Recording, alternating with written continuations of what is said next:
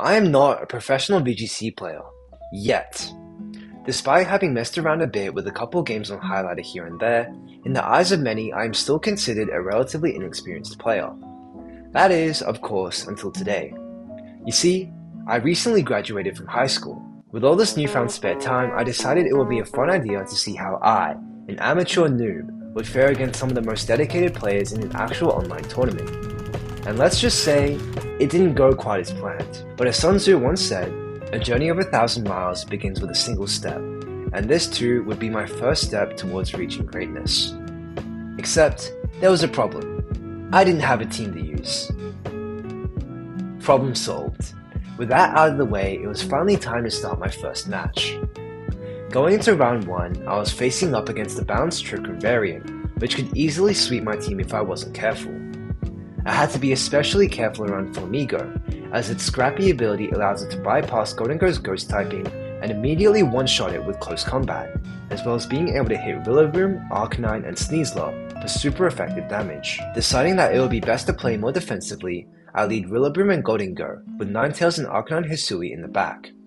Turn 1 goes as well as it could've, with my opponent going for a risky prediction fake out into my Goldengo, perhaps hoping that it would terrestrialize, as I fake out their Porygon 2 and set up a free nasty plot. From there, I'm able to switch Arcanine in to block Incineroar's parting shot thanks to the Clear Amulet, as my Goldengo gets up a second nasty plot in exchange for Trick Room going up. Switching Rillaboom back in for fake out pressure, it gets doubled by an Ice Beam and knockoff, which puts it at only 9 HP, while Goldengo goes for a massive Make It Rain, which chunks both of my opponent's Pokemon for over half their health. As I go for a fake out into Porygon 2 to prevent them from going for a cover, Incineroar knocks out my Rillaboom as Goldengo goes for another Make It Rain, which puts me at a 3-2 Pokemon advantage with only a limited number of Trick Room turns remaining.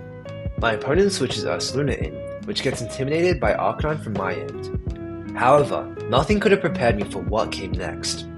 My opponent goes for a Clear Smog from their Amoonguss into their own Ursaluna, eliminating the effects of Arcanine's Intimidate, as it goes for a super effective headlong rush into Goldengo, which is luckily able to survive due to Flame Orb not being activated, as well as my Grassy Seed boost from earlier.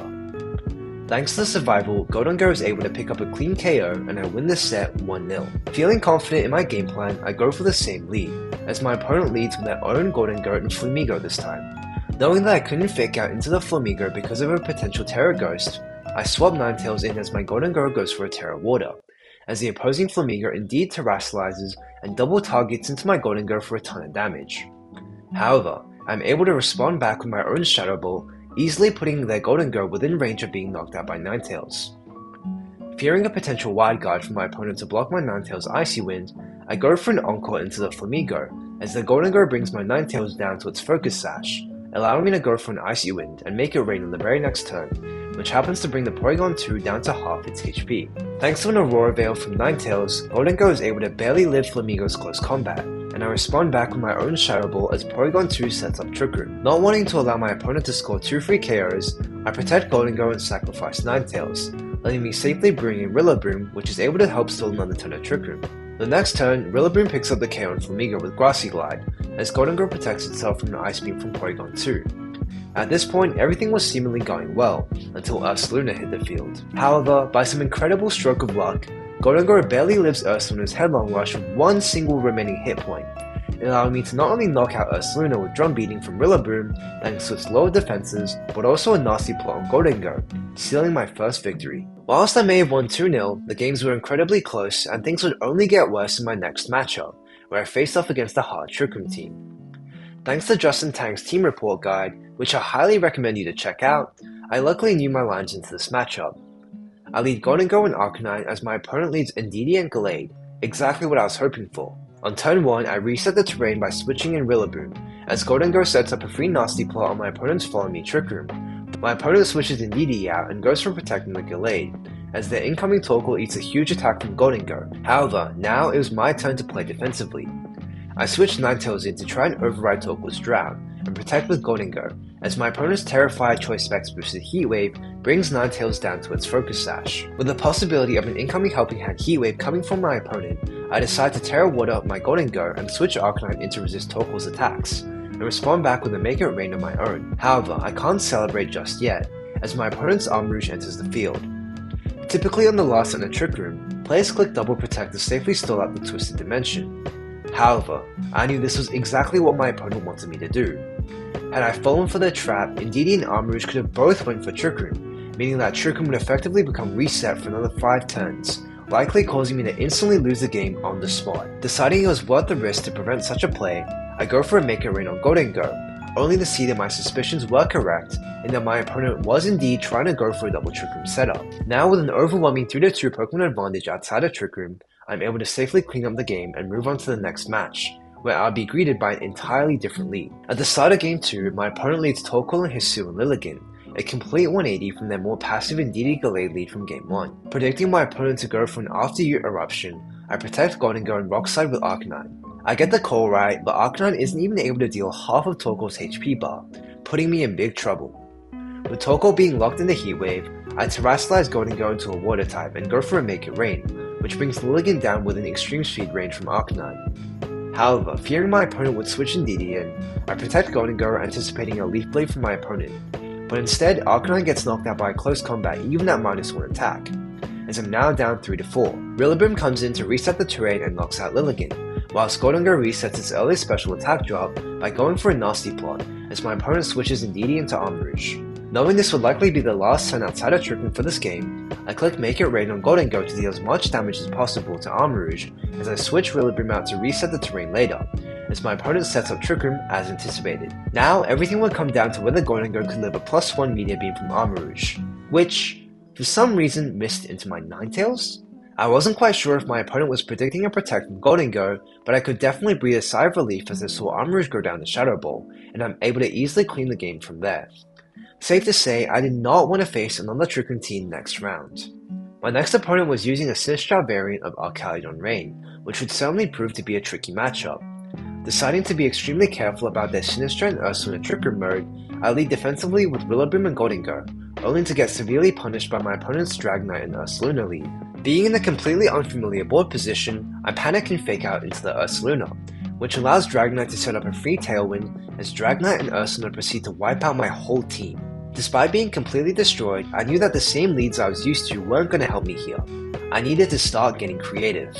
Going into Game 2, I switch up my lead completely, leading Sneasler and Dragonite into my opponent's Archaludon and Dragonite. I knew based off Game 1 that the Dragonite was super slow, meaning that my own Dragonite could threaten to just knock it out on turn 1 with Scale Shot, as Sneasler launches off a close combat into my opponent's Terracilized Archaludon, dealing just below 50%. Dragonite is able to chunk their switched in Gholdengo for huge damage as the Archaludon goes for a Body Press into Sneasler. The next turn I protect Sneasler and knock out the Choice Scarf Gholdengo with Stomping Tantrum as it breaks Dragonite's multi-scale with Make It Rain. Pelipper now comes in, which quickly feints my Dragonite's boosted Scale Shot thanks to coaching from Sneasler, and I'm able to easily win from there.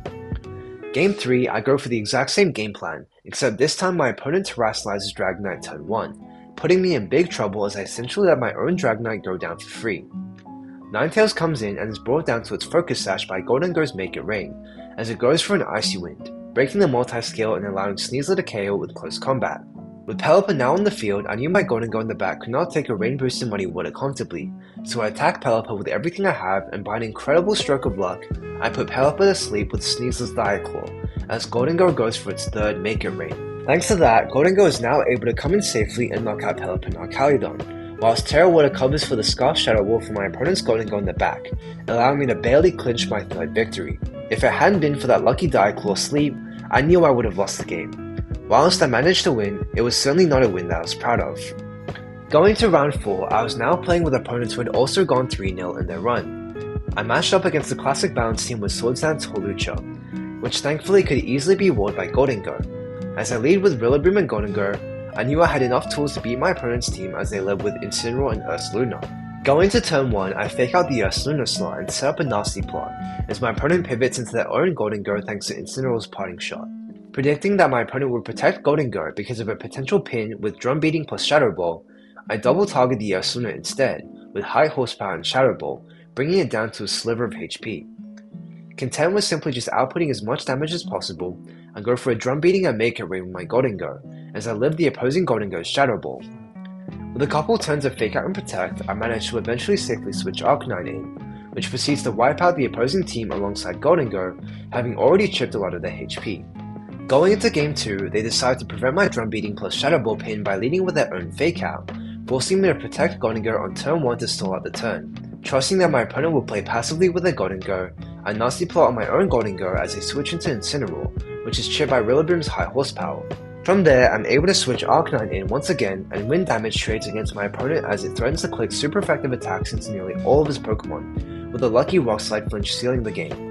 Whilst the match may not have been extremely eventful, it did however require long terms of patience and discipline to consistently win micro advantages that ultimately snowballed into my 4th victory.